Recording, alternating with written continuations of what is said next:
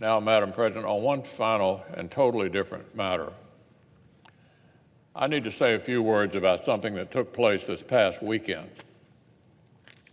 Last week, Kentuckians of all ages traveled to our nation's capital to exercise our fundamental American rights to peacefully assemble and petition the government. Unfortunately, for the students of Covington Catholic High School, their participation has resulted in threats on their lives. Far-left activists and members of the national and state media isolated a very few seconds of video footage from any shred of context, and many decided it was time to attack and denigrate these young people.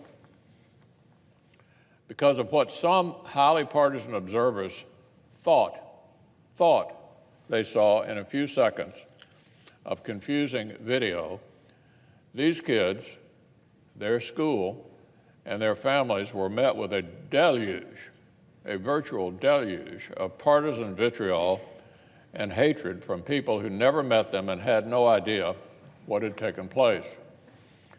Some prominent figures even used this pile-on to propose curtailing the First Amendment for groups with whom they disagreed, even targeting the students' hats. How quickly some seem to forget why the framers insisted on these protections in the first place.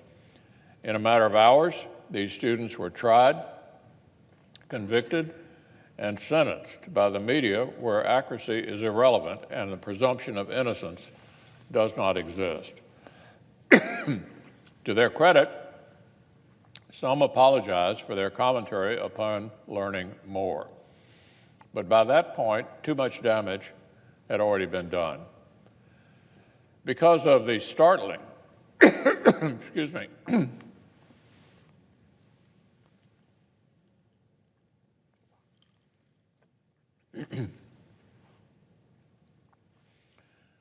because of the startling death threats against these students and their families, Covington Catholic, which by the way is in Kentucky, was closed yesterday.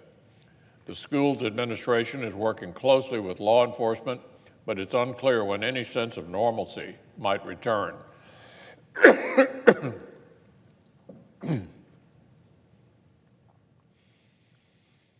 This time, it's families in my home state who are paying the price for exercising their freedoms.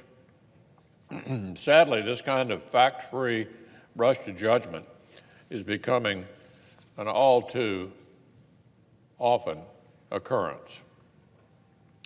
So if we can learn anything from this weekend, here's what I hope it is. When the rush for headlines takes precedence over the facts, mistakes are made, and our rights as Americans are put at risk. This trend is particularly troubling when young people are involved.